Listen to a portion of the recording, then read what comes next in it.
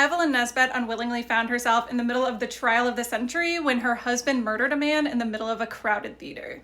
Evelyn moved to New York when she was just 16 years old, and she did find some success as a chorus girl on the stage pretty immediately. Because of her age, Evelyn was a little bit naive. So when this man, Stanford White, a famous architect, presented himself as a benefactor, Evelyn was easily taken in. Unfortunately, she was poisoned and essayed by Stanford White while her mother was out of town. Fast forward a couple of years when Evelyn meets Harry Thaw. He was handsome, a millionaire, a little bit of a playboy, and completely, utterly in love with Evelyn. The two ended up getting married, and when Harry found out about the attack on Evelyn, he became completely enraged. A few months later, when the two of them ran into Stanford White at the theater, Harry Thaw just got up, walked over there, and unalived him right in the middle of a crowded theater. Unfortunately, the story doesn't really have much of a happy ending. Harry Thaw went to trial where he assumed that the jury would acquit him based on the idea that this was like this beautiful act of chivalry of him defending his wife's honor.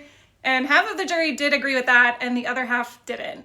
Eventually, he entered a plea of insanity and was sent to a sanitarium for over 9 years before he was finally able to get another trial where he was at last acquitted. Never really ended up seeing any of her husband's money. She spent the rest of her days as a cabaret singer, and she passed in 1967.